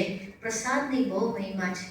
જો પ્રસાદની મહિમા જોઈએ ને તો જગન્નાથજીમાં જઈને જોશો ભગવાનના પ્રસાદની કેવી મહિમા છે. એક કણની અંદર આખું બ્રહ્માંડ નૃત્ય કરે એવી પ્રસન્નતા પ્રાપ્ત થાય છે. પ્રભુ જગન્નાથજીના પ્રસાદને સ્વયં લક્ષ્મી માતા, સ્વયં જગતચંડીમાં ભવાની ઈચ્છે છે. તો પ્રભુનો પ્રસાદ બની જશે, હૃદયને પ્રસન્ન કરશે. તો જે ભગવાનને ભોગ લગાવીને ભોજન પ્રાપ્ત કરે એના હૃદયમાં આપ નિવાસ કરો. એટલું જ નહીં, ભગવાન નવા કપડાં આવે ને તો એના ઈચ્છા થાય કે ભગવાન તમારી આગળ આપું, પહેરાવું. જેમ કે તુલસીજીને સાડી પહેરાવી દઈએ, ઠાકોરજીની સામે આપણે નિવેદિત કરીએ, પ્રભુ આ નવો પોશાક છે, કેવો છે મારા વાલા, જ્યારે હું આને પહેરીને તારી સામે ઊભો રહું તો હું કેવો લાગુ છું. અને જ્યારે તમારી ભગવાન સાથે આત્મીયતા થશે ને તો ભગવાનને તમે જોશો મરક હસતા કહેશે, બહુ સુંદર રૂપાળો લાગે છે, એમ કહેતા હશે પ્રભુ, બહુ સરસ લાગે છે. અરે જગત તો આપણને કે સારું ખોટું છોડો, જ્યારે જગદીશની સામે જશો અને નવા કપડાં પહેરીને પ્રભુ જો આ કેવું સુંદર છે, હું લાવ્યો છું, પહેલા આપ લગાવો, ધારણ કરો, પછી હું એને ધારણ કરું. અને ત્યારે એની જે પ્રસન્નતા હશે અદ્ભુત હશે. અને એ કપડાં પહેરીને બહાર જઈશું, એને જોનારના હૃદયમાં પણ વિકાર નહીં આવે, એને જોનારના હૃદયમાં વંદન કરવાની ઈચ્છા થશે. એને દેવતા દેખાશે ને દેવી દેખાશે. જો જીવનની અંદર જ્યારે એક દિવ્યતા, એક ભવ્યતા ચાલી જાય ને તો માણસનું મન બગડી જાય.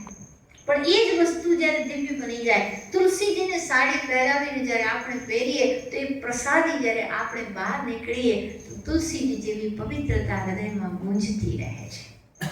ભગવાનને ભોગ લગાવો, ભગવાનને પટભૂષણ ધરાવી અને પછી પોતે ધારણ કરે, એના હૃદયમાં આપ નિવાસ કરો. વાલ્મીકી ઋષિ કહી રહ્યા છે, શીશ નમહી સુર ગુરુ દ્વિજ દેખી, પ્રીતિ સહિત કરી વિનય વિશેષી, કરનિત કરી રામ પદ પૂજા, રામ ભરોસ હૃદય નહીં દોજા.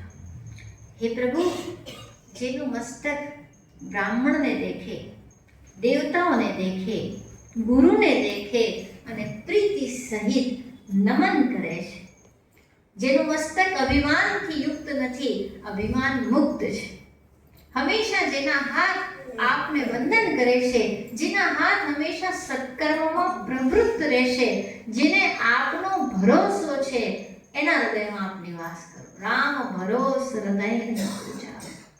એમને એ ભરોસો છે કે મારા પ્રભુ મારી માટે મંગલ કરતા છે, મને કોઈ પણ તકલીફ પડશે પણ મારા પ્રભુ તો મને સાથ આપશે. જીવનની અંદર કેટલીય પરિસ્થિતિઓ એવી ઊભી થાય જ્યારે આપણને લાગે કે બધા જ સરકી રહ્યા છે, બધા જ હટી રહ્યા છે, મિત્રો બહાનું કાઢી રહ્યા છે, ઘરના કંઈ બીજું કહી રહ્યા છે, દરેક જણ આપણને એવું આઈનો બતાવી રહ્યું છે કે અમે આ સમયે સાથ નહીં આપીએ. પણ યાદ રાખજો, એક પરમાત્મા એવા છે કે જે હંમેશા કહેશે કે તારી પરિસ્થિતિ ગમે તે હોય હું તો તારી સાથે જ છું, તારી માથે છું. हमारे साथ श्री रघुनाथ तो फिर किस बात की चिंता. અને એ પણ છે કે પ્રભુનો ભરોસો રાખીએ ને તો પ્રભુ સાથ જરૂર આપે છે. એક ક્ષણ પણ એવી નથી હોતી જ્યારે ભગવાન એનો અહેસાસ ના આપે. ભગવાને કેવા કેવા કાર્ય કર્યા છે આપને ખબર જ છે. અનાદિ આપ વૈદ્ય છો સાચા, કોઈ ઉપાય વિશે નહીં કાચા. જ્યારે ભક્ત પર ભીડ આવે, ભગવાન એક ભક્ત જેમણે ઘણું બધું દેવું કરી દીધું હતું, કેમ? દુકાળ પડ્યો હતો, અને જ્યારે દુકાળ પડ્યો ત્યારે એ પોતે રાજના કર્મચારી હતા. કર્મચારી તરીકે એમની જવાબદારી હતી કે રાજાને કર આપે. પણ જ્યારે પ્રજાને દુકાળમાં પીડિત જોઈ ત્યારે એમણે શું કર્યું? જે એમનું ધન હતું, જે રાજાને આપવાનું હતું, એ પ્રજાને જીવાડવા માટે, જમાડવા માટે આપી દીધું. પણ રાજાએ તો તબાહી કરી અને એમ કીધું કે તાત્કાલિક આકાર ભરવો અને નહીતર તમને કેદમાં રાખીશ.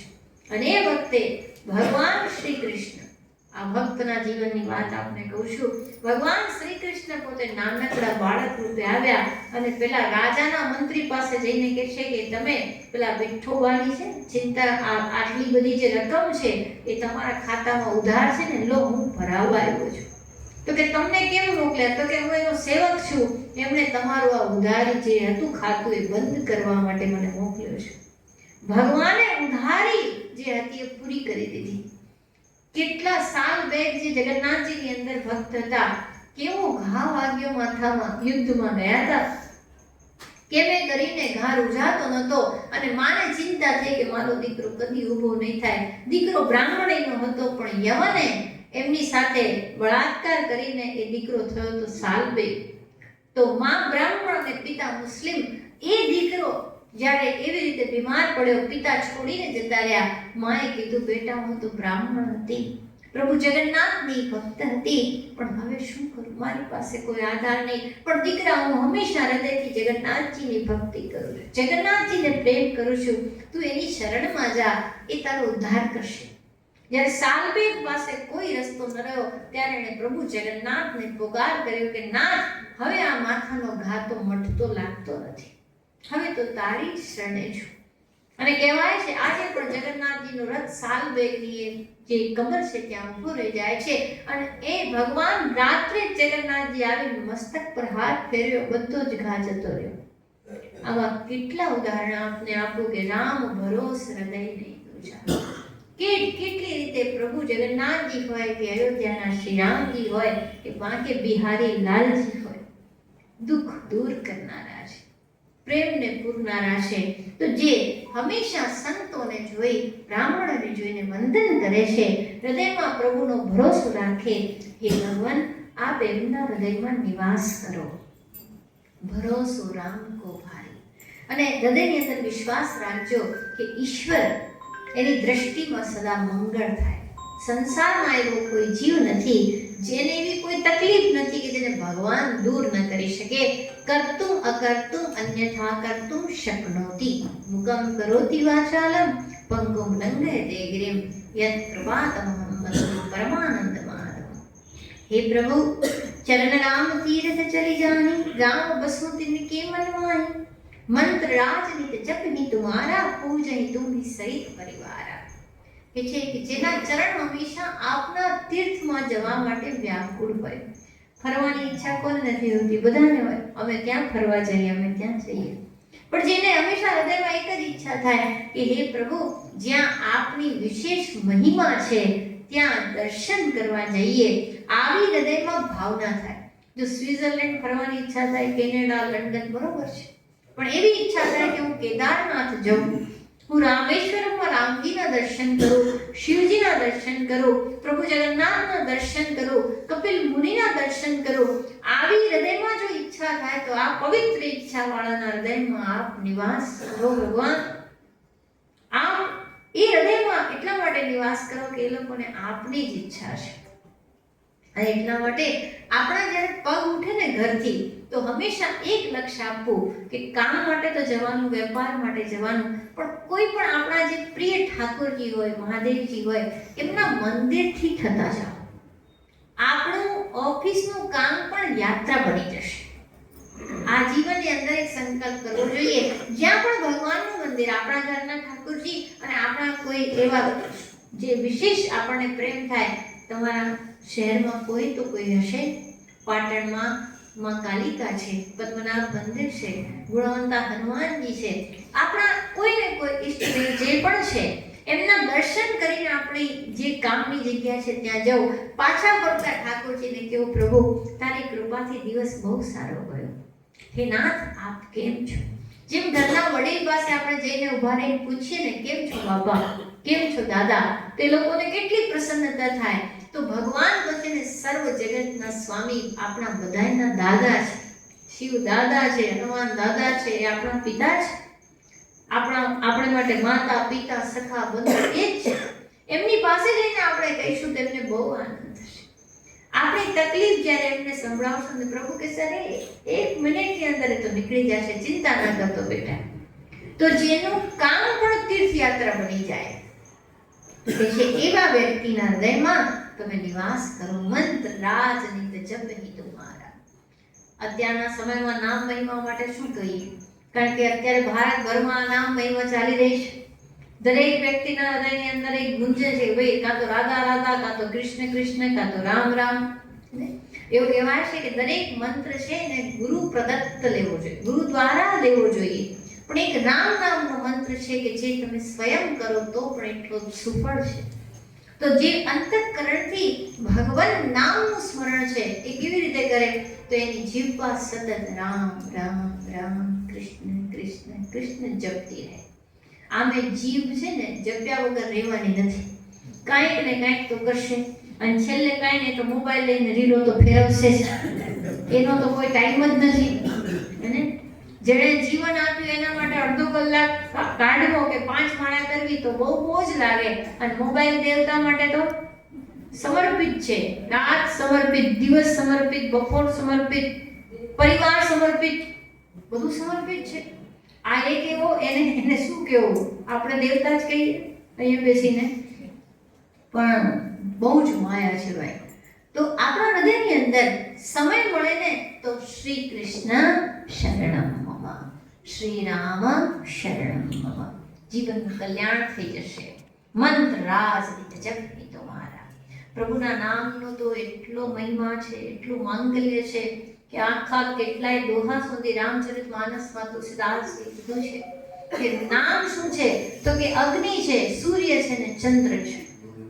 અગ્નિની જેમ આપણા હૃદયની અંદર જે પણ દુર્વાસના છે નામ બાળી નાખે છે. સૂર્યની જેમ હૃદયની અંદર જ્ઞાનનો પ્રકાશ કરે છે, અને ચંદ્રની જેમ શીતળતા આપે છે. ઉલ્ટા નામ જપત ભગવાના, વાલ્મીકી ભય બ્રહ્મ સમાના. વાલ્મીકીજી જ્યારે એવું કહેવાય છે પૂર્વાશ્રમમાં કે જ્યારે એ પોતે રત્નાકરને લૂંટેરા હતા. આવી કથા છે ભાઈ, પ્રમાણ મને ખબર નથી, કથા છે. અને ત્યારે એમને નારદજી મળ્યા અને નારદજીએ કીધું કે ભાઈ તમે રામ રામ જપો. પ્રસંગ બધાને ખબર જ છે કે નારદજીએ પૂછ્યું કે તું પાપ કરીશ, મને મારીશ, પણ તારા પાપમાં તારા ઘરવાળા સાથ આપશે? જરાક પૂછ્યા જેને માટે તું આ બધું કરે છે. ઘરમાં ગયા ત્યારે બધાએ કીધું તમારે તો અમને ખવડાવવાની ફરજ છે, અમે તમને આવા દુષ્કર્મમાં ક્યાંય સાથ આપીશું નહીં, નરક તો એકલા જ ભોગવવું પડશે. અને ત્યારે વાલ્મીકી ઋષિ જે હતા એને આમ ધક્કો લાગી ગયો, કરે હું આ બધા માટે કરું છું ને એ લોકો મારી સાથે કોઈ નરકમાં આવવા તૈયાર નથી, નરક તો એકલા જ ભોગવવું પડશે. અને ત્યારે નારદજી પાસે આવે છે કે મહારાજ ઉપાય બતાવો આ પાપથી મુક્ત થવું. અને ત્યારે કહે છે બેટા રામ રામ જપો. અને રામ બોલી નથી શકતા કારણ કે હંમેશા બધાને માર્યા તો શું બોલે છે, મરા મરા મરા મરા મરા મરા મરા. 3 વાર મરા બોલે તો 2 વાર રામ થઈ જાય. તો આ રામ નામનો મહિમા છે કે જે ચંદ્રની જેમ શીતળતા આપી દે છે. આ રામ નામનો મહિમા છે કે જે આપણને ભવસાગરથી પાર કરી દે છે, સંપૂર્ણ સિદ્ધિ પ્રદાન કરી દે છે. કેટલાય સંતો એવા છે ને ખાલી રામ રામ રામ જપીને ક્યાંના ક્યાં પહોંચી ગયા. જો રામ નામ લેનારા કોઈ સાધારણ નથી હોતા. કોઈ દિવસ કોબરા સાપના નાનકડા અવશ્યને તમે સાધારણ ગણી શકો? કે સૂર્ય ભગવાન સવારે ઉદિત થતા હોય, શું એ સાધારણ પ્રકાશવાળો બાળ સૂર્ય છે? આખા જગતને ઉજાગર કરી શકે છે. એમ રામ નામ નાનું છે પણ એ બધાને વશ કરી શકે છે. તો રામજીની મહિમાનો તો કોઈ પાર જ નથી. તો મંત્ર રાજ નિત જપ નિત મારા. તમારું જે નામ સતત જપે છે એટલે જીભને આદત આપો કે દિવસની અંદર કેટલોક સમય તો એવો જ કાઢો, અડધો કલાક, પોણો કલાક, 15 મિનિટ તમારા સમય અનુસાર કે વખતે ખાલી જપ કરશો. શ્રી રામ જય રામ જય જય રામ, શ્રી રામ જય રામ જય જય રામ, શ્રી રામ જય રામ જય જય રામ. અચ્છા, એની અંદર કોઈ સ્વાર્થ નહીં, કામના નહીં, કેવલ પ્રભુ આનંદથી તારું નામ લઈએ. એ નામ લેવાનો જ અમને આનંદ છે. સંપૂર્ણ બ્રહ્માંડની અંદર આપના નામનો મહિમા ગાજી રહ્યો છે. નાથ શિવજી આપના નામનો મહિમા કરે છે, જગદંબા આપના નામનો મહિમા કરે છે, હનુમાનજી આપનું નામ રટે છે. અમે તો એક કિંચિત એક પ્રયત્ન કરીએ છીએ 5-10 મિનિટનો. પ્રભુ આપનું નામ કલ્યાણકારી છે અને એ નામ અમારા માટે, જગત માટે શાંતિ પ્રદાન કરનારું થાય એવા ભાવથી નામ જપો. ખબર પડશે ધીરે ધીરે નામ જપતા જપતા રોટલી કરશો તો ખાનારના મન બદલાઈ જશે. નામ જપતા જપતા અગર તમે નિદ્રા ગ્રહણ કરી પથારીમાં નામ જપ્યા તો પથારીની અંદર સમાધિ, નિદ્રા સમાધિ સ્થિતિ થઈ જશે. ઊંઘ પાકશે ને ભજને પાકશે. કોઈ 2 વાગે રાતના ઉઠાડે ને તો આપણે શું કહીએ, અલા કાચી ઊંઘમાંથી ઉઠાડ્યો. એનો અર્થ છે ઊંઘ પાકે છે સવારે 5-6 વાગે. તો રાત્રે અચ્યુતમ કેશવમ શ્રી રામ નારાયણમ કૃષ્ણ દામોદરમ વાસુદેવમ ભજે કહેતા કહેતા સૂઈ જશો તો ઉઠશો ત્યારે પણ પહેલું નામ હશે અચ્યુતમ કેશવમ રામ નારાયણમ કૃષ્ણ દામોદરમ વાસુદેવમ ભજે. ભજન પાકશે. તો ભગવાન કહે છે ભાઈ વાલ્મીકી આપ એમના હૃદયમાં નિવાસ કરો.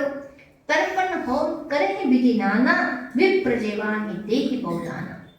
જે આવે જે સમય આવે, શ્રાદ્ધના દિવસો આવે તો શ્રદ્ધાથી પિતૃઓનું શ્રાદ્ધ તર્પણ કરે. આ ખાલી લૌકિક વિધિ નથી.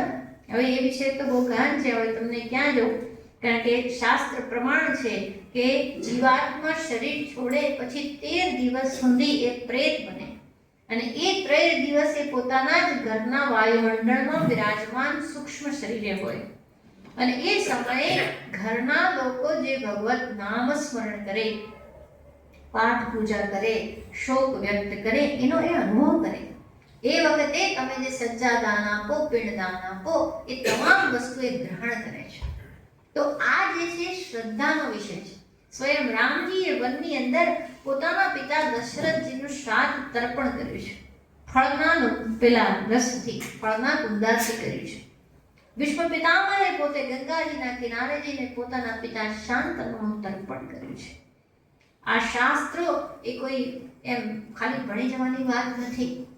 શાસ્ત્ર સ્વયં સત્ય છે, વેદ પ્રમાણ છે, વેદોની આંખ છે, વેદ જ આપણી આંખ છે.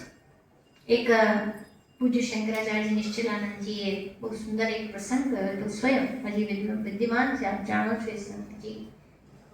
એમણે કીધું કે નાનપણમાં અમારા ગામની અંદર આ તર્પણ વેદીની વાત કરું કે શ્રાદ્ધ શું કરે, તો કે અમારા ગામમાં અમારા પડોશમાં એક મુસ્લિમ ભાઈનો દીકરો હતો, નાનકડો હતો. હવે અમારે બીજા ગામે, આપ જાણો પહેલાના જમાનામાં તો ભાઈ એક ગામથી બીજે ગામ, મામાને ત્યાં, કાકાને ત્યાં જવાનું થતું હતું. તો એક વડીલને બીજા ગામ જવાનું થયું, અને ત્યારે એ વડીલ જે છે એની બાજુમાં પેલો દીકરો રહેતો હતો. તેના પિતાજીએ કીધું કે ભાઈ તમે તમારા ગામ જાઓ છો, ત્યાં અમારા પણ સગા રહે છે, તો આ નાના દીકરાને તમે ત્યાં લઈ જજો, કે તમે સાથે હો, તમને ચિંતા નહીં, એને ઘરે પહોંચાડી દેજો. પેલા મેં કીધું સારું. અને એ વખતે ટ્રેનમાં જવાનું હતું. તેમણે એ દીકરાને સાથે લીધો અને ટ્રેનમાં બેઠા. સમય થયો તો બપોરનો. હવે નાનો બાળક તો આપ જાણો જ છો કે બાળકોના પેલા કે હાથ સુકાયા અને બાળક ભૂખ્યા થયા. કાકા ભૂખ લાગી છે, કાકા ભૂખ લાગી છે.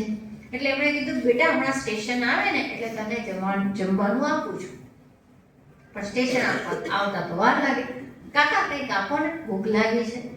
હવે એટલી વારની અંદર જ્યાં સમય આવ્યો, સ્ટેશન નહોતું આવ્યું, એ પહેલા પેલો બાળક જે એમ કીધો તો મને ભૂખ લાગી છે, મને ભૂખ લાગી છે, એને બદલે થોડીક વાર પછી એને કીધું કે કાકા હવે કંઈ જરૂર નથી.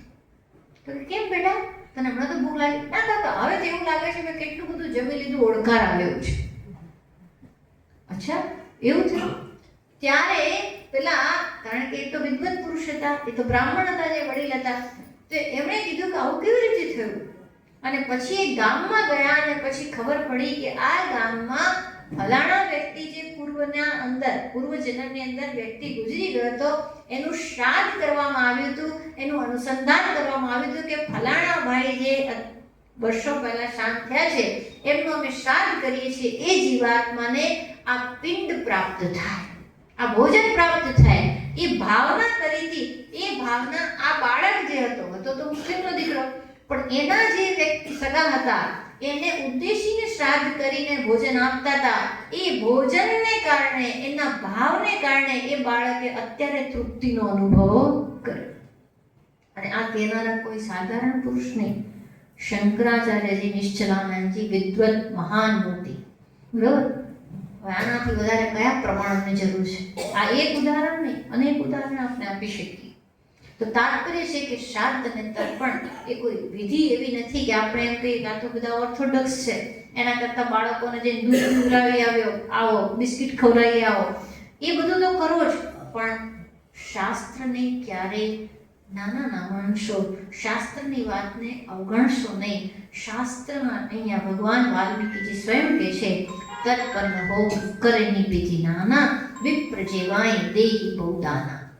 જે બ્રાહ્મણોને ભોજન કરાવે છે, જે અનાથોને કંઈક આપે છે, જે ભૂખ્યા છે એને જમાડે છે, એના હૃદયમાં આપ નિવાસ કરો.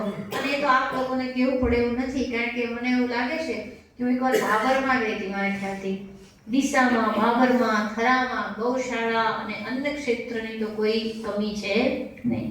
પણ યાદ રાખજો, આ શુભ કર્મ સતત કરો. જેમ આપણે રોજ જમીએ ને એમ અન્ય માટે પણ વ્યવસ્થા રોજ વિચારવી.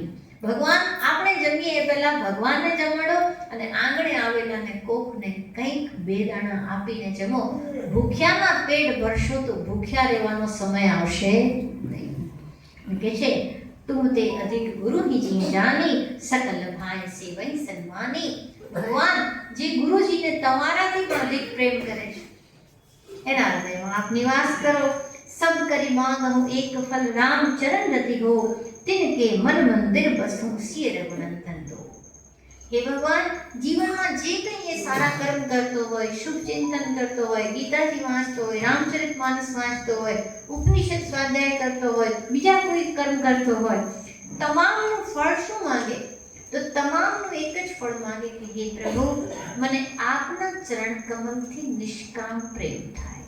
પ્રભુ, આપના માટે મારા હૃદયમાં સદા ભાવ ભક્તિ ભરેલી રહે. જો ભક્તિ વગરનું જીવન છે ને શુષ્ક થઈ જશે. જેમ ભોજનમાં મીઠું ના હોય તો જીવન કેવું લાગે, એવી રીતે ભક્તિ ને પ્રેમ વગરનું જીવન તો બહુ શુષ્ક થશે. ઘણા માણસોના જીવનમાં રસ ચાલ્યો જાય. કેમ? કારણ કે એને અનુભવાય કે મને કોઈ પ્રેમ જ નથી કરતું, મારી કોઈને પડી જ નથી. આ વાત વિચારવાથી મનુષ્ય દુઃખી થાય. પણ એ જ વસ્તુ જ્યારે ભગવાન તરફ વળી જાય કે ભગવાન મને બહુ પ્રેમ કરે છે, જો મારા આજના દિવસની અંદર કંઈ મારા સારા જીવનનો અનુભવ થાય તો સમજવું મારા ભગવાન મને કેટલો પ્રેમ કરે છે. મારી આંખો ખોલી છે, મને શ્વાસ આપ્યો, ભગવાનનો મારી પર અઢળક પ્રેમ છે. અને ભગવાન જુઓ, આપણે જેમ કદાચ બોલીને વાત ન કરે પણ ભગવાનના સંકેતોની ભાષા સમજજો. ભગવાન સંકેત કરશે. આપે પણ જીવનમાં અનુભવ્યું હશે કે કેટલીક વસ્તુઓ મુશ્કેલ હોય છતાં કોઈક ઘટના એવી બને અને એકદમ સરળ થઈ જાય. એમ લાગે કે અરે મને 5 વાગે આ વસ્તુની જરૂર હતી, પણ અચાનક કોઈ 4:45 આવીને આપણને કે અરે તારે આ જોતું તું લે. આપણને ખબર પણ ના હોય કે આ વ્યવસ્થા કોણે કરી, અને ત્યારે ખબર પડશે કે આ વ્યવસ્થા કરવા વાળો વાસુદેવ, આ વ્યવસ્થા કરવા વાળો રામજી, એના સિવાય બીજું કોઈ ના હોય. મારા જીવનમાં એવું અનેક વાર અનુભવ્યું કે આમ કોણ આટલા સરસ સંજોગો આમ મૂકી દેતું હશે, કોણ મૂકી દેતું હશે કે 4:45 ફ્લાઇટ હોય ને 4:30 આપણને કોઈ લેવા વાળું મળી જાય, કોણ મૂકી દેતું હશે?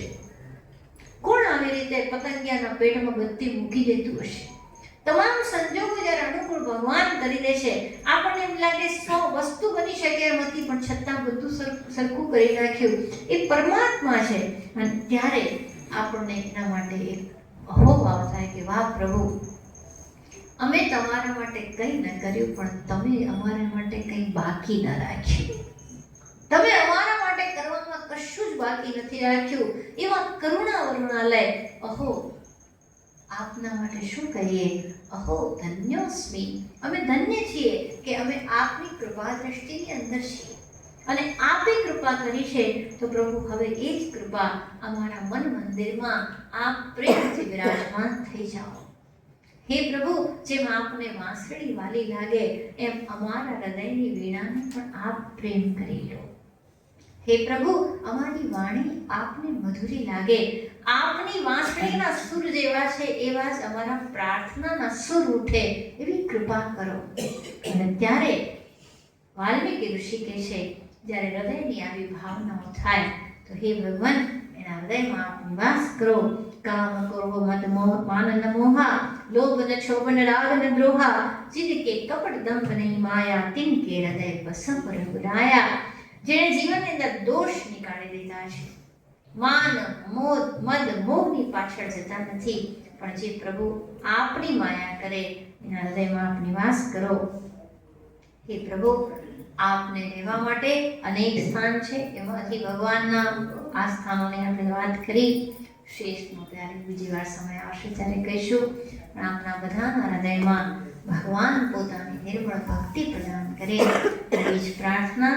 સાથે સાથે આપ સૌને રામકથામાં આવવા માટેનો હાર્દિક નિમંત્રણ પાઠવું છું. ઈશ્વરની કૃપાથી, ઈશ્વર જ કહેવાય ને, લોકશાહીની વ્યાખ્યા છે લોકો દ્વારા, લોકો વડે, લોકો માટે. એમ રામજીની કૃપાથી જ રામજીની કથા રામજી જ પોતે પ્રેરણા આપીને કરાવશે. આપ લોકો પધારજો. 3:11 થી 3:01 થી 11:01 સુધી 2 મિનિટ નામ સંકીર્તન કરીએ.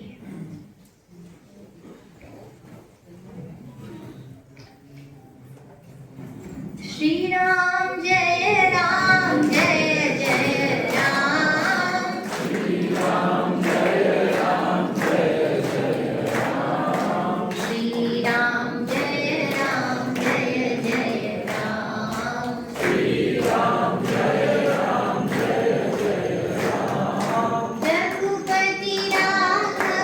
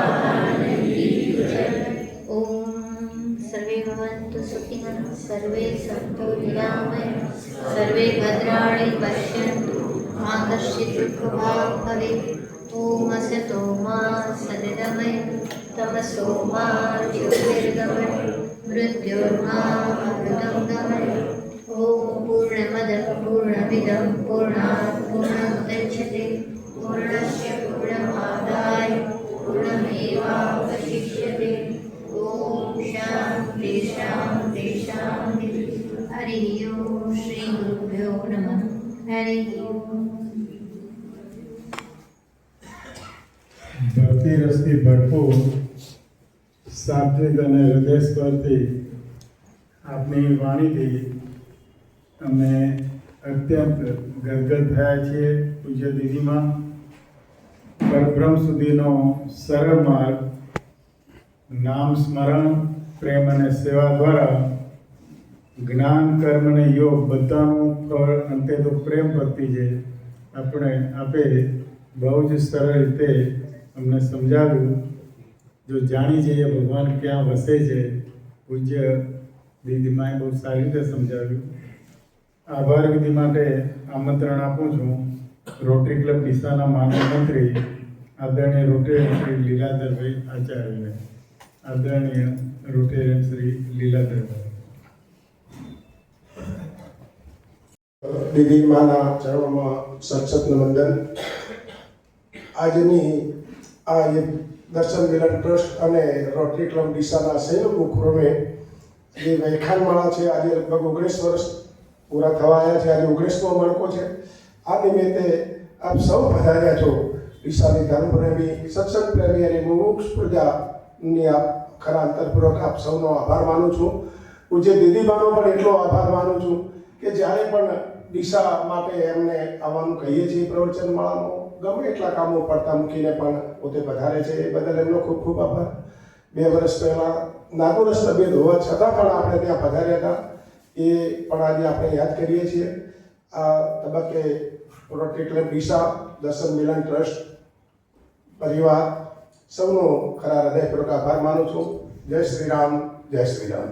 પૂજ્ય દીદીમાં આવડ છોડે ત્યાં સુધી આપણે સૌ શાંતિથી પોતાનું સ્થાન છોડીશું નહીં. દરેક વ્યક્તિ